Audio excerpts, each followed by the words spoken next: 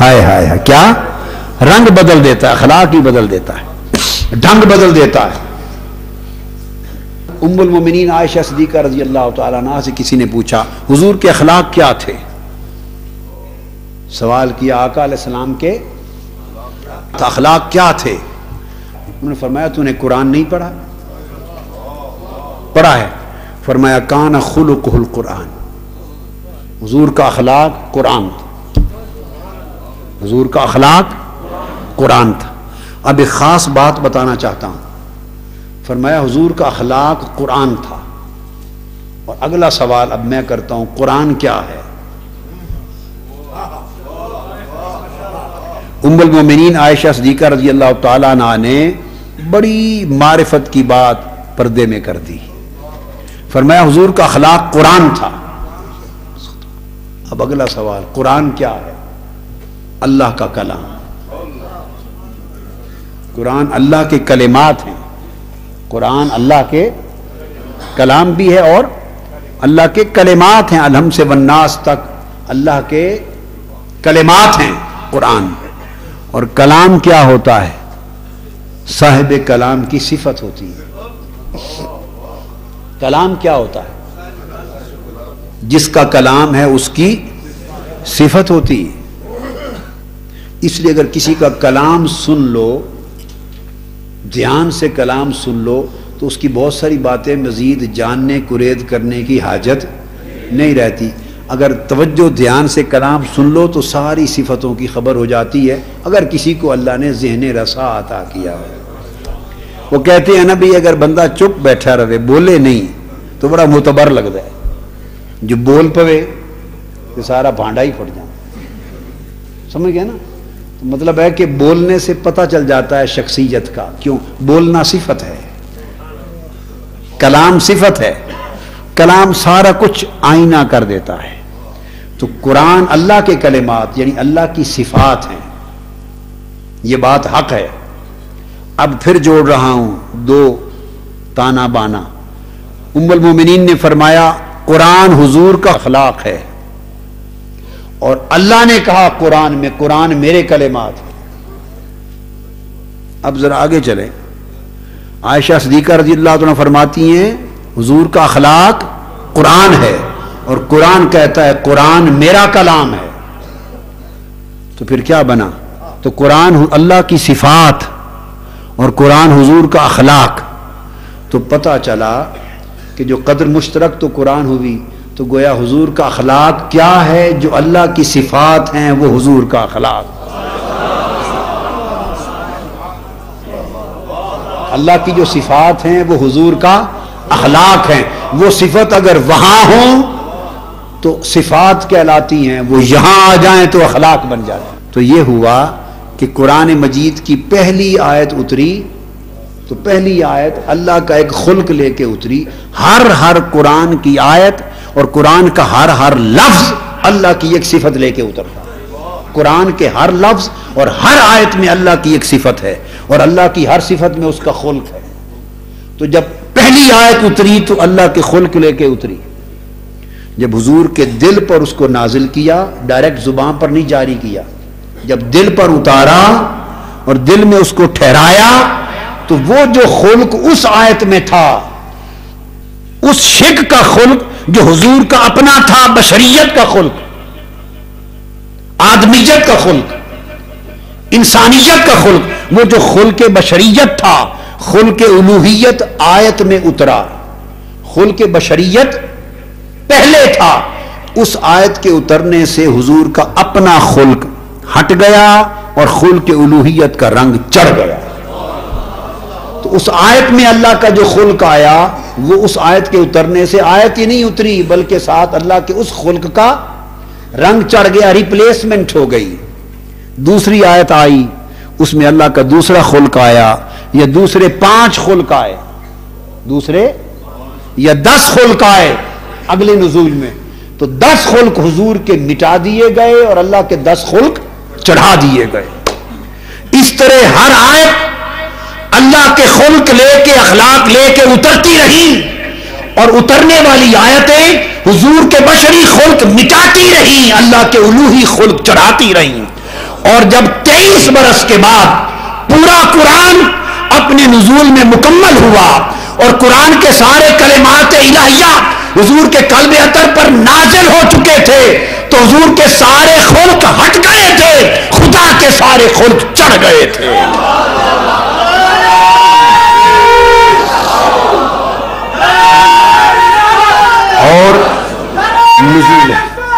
اور نزول قرآن کے مکمل ہونے کا مطلب یہ ہوا کہ ادھر قرآن کا نزول مکمل ہوا، ادھر اللہ کے اخلاق کا رنگ چڑھنے کا عمل مکمل ہوا.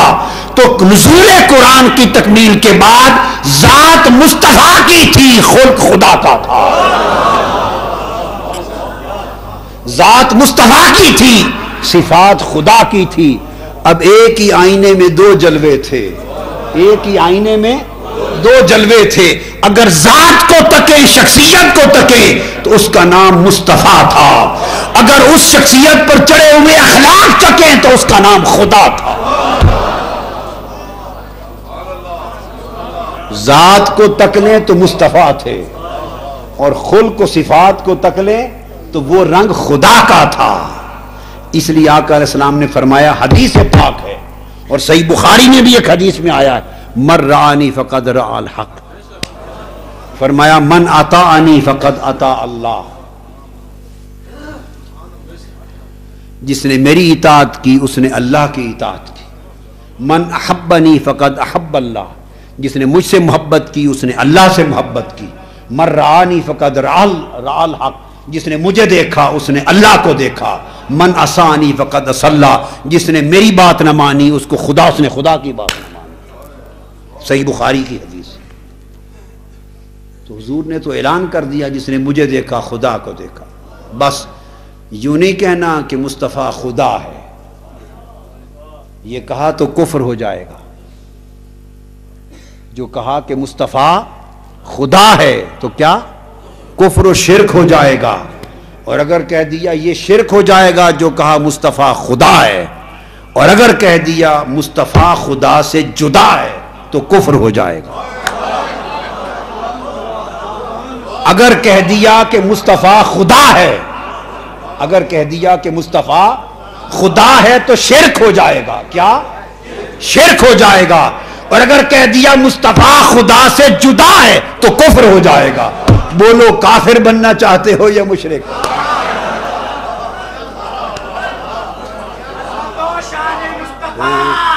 تو مومن کون ہوا؟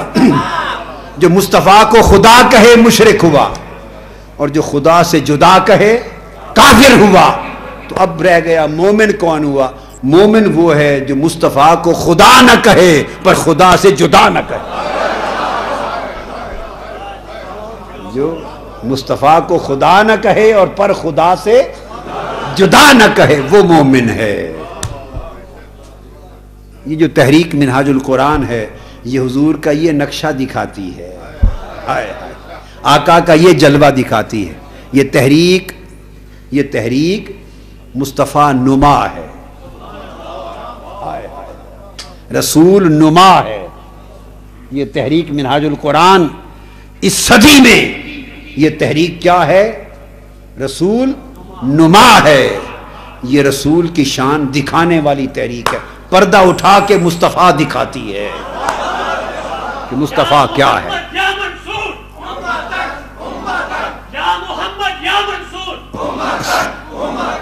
دہلی کے ایک بزرگ تھے، دہلی میں، ان کا نام حضرت خواجہ رسول نما تھا. لقب تھا، لقب کیا؟ خواجہ رسول. وہ ایک ولی اللہ تھے. دہلی کی جامع مسجد میں آئے تو طلبہ سبق پڑھ رہے تھے فلسفے کا اپنے استاد سے، فلسفے کا درس نظامی میں. تو کتاب پڑھتے ہوئے یہ بحث آ گئی، معراج کی بحث میں وہ ایک بحث آ گئی کہ آسمان، پرانا جو یونانی فلسفہ تھا اس میں آسمانوں کے بارے میں تھا کہ مادی اجرام ہیں، ایسے اجرام یعنی اجسام ہیں آسمان ایسے کہ ان میں خرق و التیام محال ہے، یعنی نہ یہ پھٹ سکتے ہیں اور نہ پھٹے ہوئے مل سکتے ہیں. یہ پرانا یونانی گریک فلسفی، سائنس نے آ کے اس کو مسترد کر دیا. اب سائنس کا کنسیپٹ اور ہو گیا. تو پرانی کتابوں میں فلسفے میں تو یہی لکھا تھا کہ یہ نہ کھل سکتے ہیں نہ کھلے ہوئے بند ہو سکتے ہیں. تو جب استاد نے یہ پڑھا دیا تو طالب علموں نے اعتراض کیا. انہوں نے کہا کہ اگر یہ کھل بھی نہیں سکتے بند ہیں اور کھل جائیں تو بند نہیں ہو سکتے, تو حضور علیہ السلام جسمانی طور پر معراج پر آسمانوں سے گزر کے چلے کیسے گئے اور واپس کیسے آ گئے؟ جسمانی طور پر معراج تو جسمانی تھا نا, تو پھر جب یہ بند ہیں کھل نہیں سکتے تو کیسے گزر گئے اور پھر گزر کے واپس کیسے آ گئے؟ اب وہ جو استاد تھا وہ فلسفے کی زبان میں بڑا زور لگایا, اب بات نہ بنے, شاگرد مطمئن نہ ہو, وہ جو جواب دے اس پر پھر اعتراض کر دے, جو جواب دے پھر اعتراض وارد کر دیں. خواجہ رسول نما پاس کھڑے تھے, دیر تک بحث چلتی رہی اور دیکھا کہ استاد پھنس گیا اور بات مصطفیٰ کی ہے. پھنس استاد گیا پر بات مصطفیٰ کی ہے. خواجہ رسول نما جلال میں آ گئے, ہاتھ میں چھڑی رکھتے تھے, شاگردوں کو پکڑ لیا, پوچھو مجھ سے پوچھو کیا پوچھنا چاہتے ہو. انہوں نے کہا جی پوچھنا تو وہی ہے جو بحث چل رہی ہے کہ یہ آسمان اگر نہیں پھٹ سکتے تو حضور جسمانی طور پہ چلے کیسے گئے آسمانوں سے پار اور جا کے واپس کیسے آ گئے. شاگردوں کو کہا سارے اساتذہ کو اور علماء اساتذہ کو میرے پیچھے آؤ. بادشاہی مسجد جو تھی, لال مسجد, شاہی مسجد دہلی کی, پکی موٹی دیوار, اس کے سامنے کھڑے ہو گئے, چھڑی ہلائی, پکی دیوار کے پار بھی چلے گئے اور واپس بھی آ گئے. کہا یوں چلے گئے تھے یوں آ گئے.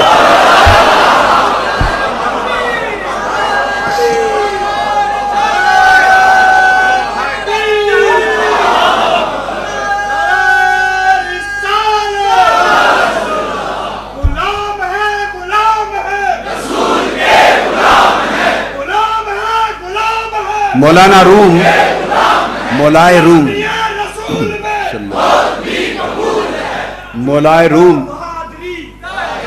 مولائے روم جب مولوی تھے, مولائے روم نہیں بنے تھے. مولوی ہرگز نشد مولائے روم, ابھی مولوی تھے, مولائے روم نہیں بنے تھے, تو وہ بھی پھنس گئے. طالب علموں کو پڑھا کے ظہر کی نماز کی اور لنچ کی بریک ہوئی, اندر حجروں میں گئے سارے. اس زمانے کتابیں چھپتی تو تھی نہیں, قلمی مخطوطے ہوتے تھے سیاہی کے, تو مخطوطوں کے ساتھ وہ سارے مخطوطے کتابیں انبار پڑا تھا. شاہ شمس تبریز, یہ ملتان والے نہیں ہیں, یہ لوگوں کو بغالتا ہے, وہ ادھر قونیہ میں ہی ہیں. تو شاہ شمس تبریز وہ فقیر, وہ عاشق, تو وہ پاس آ کے بیٹھ گئے. جب سارے چلے گئے انہوں نے وہ سارے مخطوطے کتابوں کے اٹھائے سیاہی والے قلمی, اور مسجد کے سین میں تالاب تھا, اس سارے تالاب میں پھینک دی. وہ تالاب میں نے دیکھا ہے, وہ تالاب وہاں ہے, قونیہ میں ہے. تو سارے مخطوطے تالاب میں پھینک دی کتابیں. ایک شور مچ گیا, ہنگامہ محشر بپا ہو گیا کہ سارا علم برباد ہو گیا, سارا علم برباد ہو گیا. تو وہ مولانا روم باہر آ گئے, طالب علم بھی آ گئے, انہوں نے پکڑ لیا درویش کو. انہوں نے کہا یہ کیا کر دیا آپ نے؟ اس نے کہا بھائی کوئی طرح شور کیوں مچاتے ہو, مسئلہ کیا ہے؟ اس نے کہا مسئلہ تباہی کر دیا آپ نے, ساری کتابیں پھینک دیا آپ نے پانی میں, سیاہی پانی میں گھل گئی, کتابیں گئیں, ختم, علم رواں ہو گیا, پانی میں رواں ہو گیا. ہمارا بچہ کچھ نہیں پوچھتے ہیں کیا ہو گیا, کہتے نہیں صبر کرو. نیچے اترے تالاب میں. ہوا یہ تھا کہ جب وہ پڑھا رہے تھے مسائل فلسفے کے بڑے دقیق اور علمی نکات, تو اس وقت شاہ شمس تبریز نے ایک سوال کر دیا, این چیست, یہ آپ کیا بحث کر رہے ہیں, یہ کیا ہے, یہ کیا بحث کر رہے ہیں, کیا ہے؟ مولانا روم نے کہہ دیا تھا یہاں علم کہ تو نہ دانی, درویش یہ وہ علم ہے کہ تو نہیں جانتا, یہ وہ علم ہے کہ تو نہیں جانتا. بس بات ہو گئی تھی. اس کے بعد پھر چلے گئے, انہوں نے سارا علم اٹھا کر پانی میں پھینک دیا. اب آ گئے سارے, کھڑا کیا اور پانی میں اتر گئے شمس الدین تبریز, اور بھرا ہوا تالاب پانی کا, کتابیں پانی سے نکالتے تھے اور جاڑتے تھے, ان میں سے گرد نکلتی تھی. ایک ایک کتاب پکڑاتے اور کہتے مولوی صاحب دیکھ لیں کہیں سیاہی پگھل تو نہیں گئی. ہر کتاب اصلی حالت پہ تھی. جب ساری کتابیں نکال دیں اور بجائے پانی کے گرد جاڑتے تھے تو مولانا روم کانپ اٹھے, پوچھا درویش سے این چیز یہ کیا ہے؟ فرمانے لگے یہاں علم اس کے تو نہ دانی, یہ وہ علم ہے کہ تو نہیں جانتا, یہ وہ علم ہے کہ تو نہیں جانتا. تیرا علم پڑھنے سے متعلق تھا, یہ دیکھنے سے متعلق ہے. مولانا روم نے کہا او علمو بس کریو یار, بولے شاہ صاحب علمو بس کریو یار سانو ہکو الف درکار. شاہ شمس تبریز کے پیچھے لگ گئے, کیا پیچھے لگ گئے. اور پھر وہ وقت آیا کہ خود کہتے ہیں مولوی ہرگز نشد مولائے روم تا غلام شمس تبریزی نشد. کال چھوڑ کے جب تک اس حال میں نہیں آیا وہ مولوی تھا, مولائے روم نہ تھا. تو یہ بتا رہا ہوں, یہ جو تحریک ہے یہ تحریک لوگوں کو کال سے نکال کر حال میں لانے والی ہے. اور یہ تحریک اس صدی کی رسول نما تحریک ہے جس نے لوگوں کی عقلوں, شعوروں اور علموں پر پڑے ہوئے جہالت کے پردے اٹھا کر مصطفیٰ کا مقام دکھا دیا ہے. شرق تا غرب مصطفیٰ کا مقام دکھا دیا.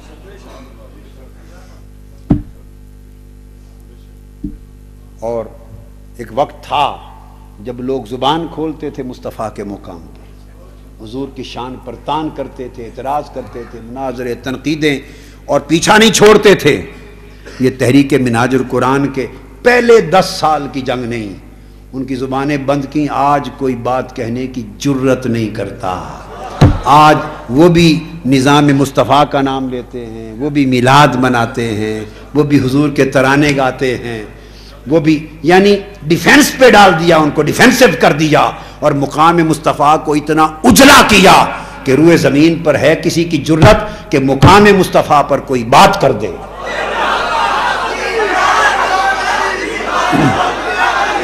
اور میں ہمیشہ کہتا ہوں کبھی کبھی وہ وقت ہوتا ہے, کبھی کبھی وہ وقت ہوتا ہے, کبھی کبھی وہ وقت ہوتا ہے جو علم کی زبان سے سمجھنا چاہے اسے علم کی آنکھ سے مصطفیٰ کا مقام دکھا دے, اور جو علم کی زبان سے نہ سمجھنا چاہے آنکھ سے سمجھنا چاہے. خدا کی قسم میں تو ہمیشہ کہتا رہتا ہوں کبھی کسی مجلس میں کوئی آ کے کہے اسے مصطفیٰ کا مقام دکھا دو, آنکھ سے دکھا دو. رسول اللہ یا حبیب اللہ,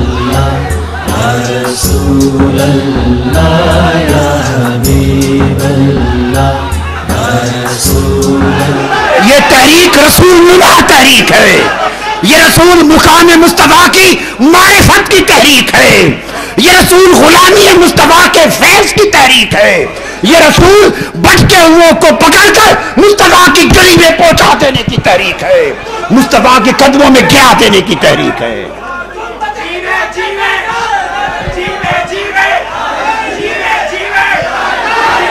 کوئی شخص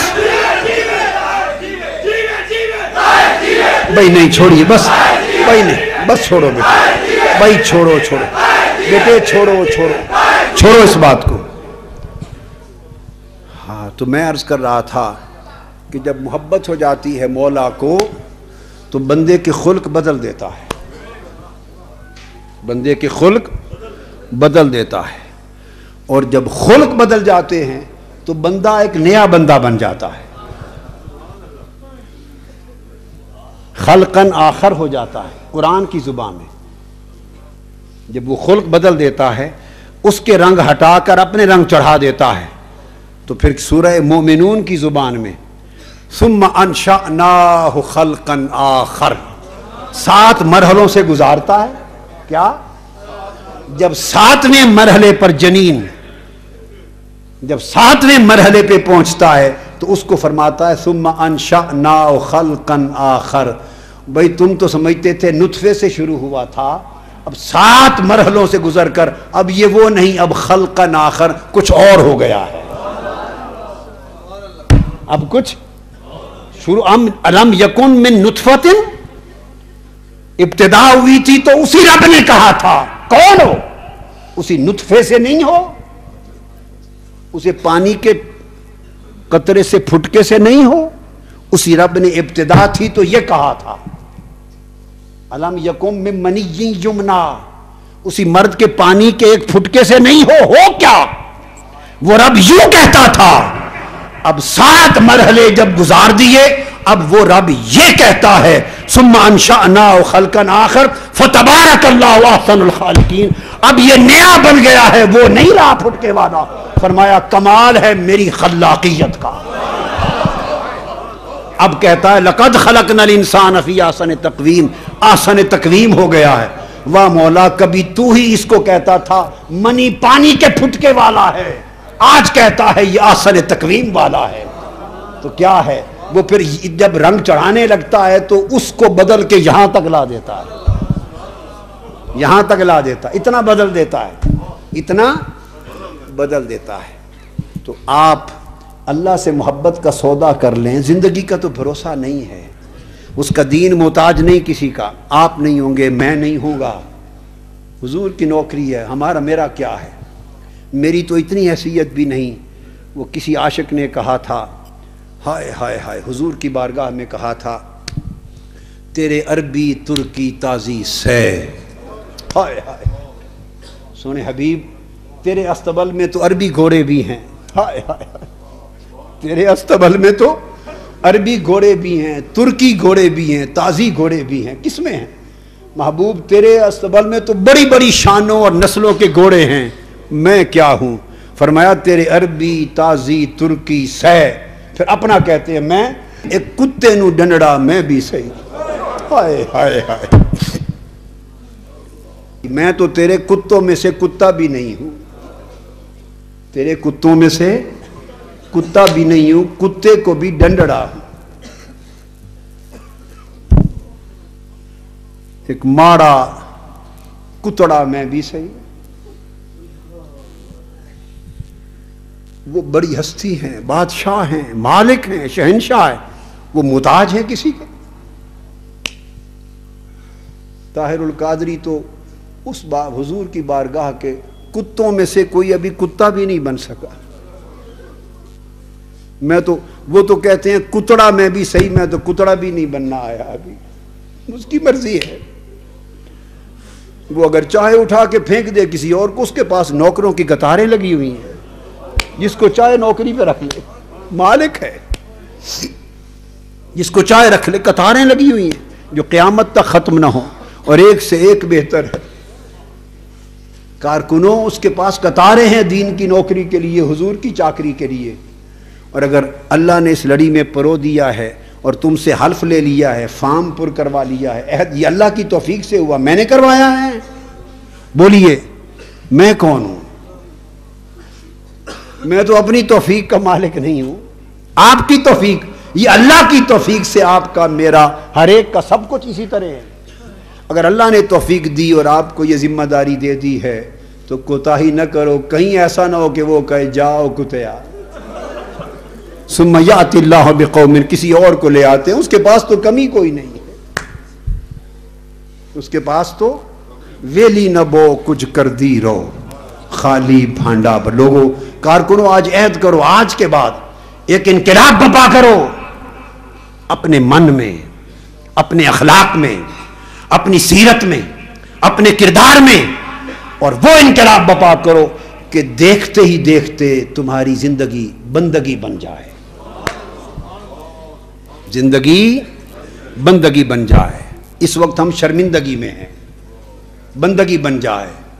اور اتنی محنت کرو آقا علیہ السلام کی اس نوکری میں, اس مشن پر, کہ اللہ اور اللہ کے رسول راضی ہو جائیں اور کہیں کہ چلو اچھے ہیں نوکر, کچھ نہ کچھ کرتے ہی پھرتے ہیں نا, ان کو رہنے دو.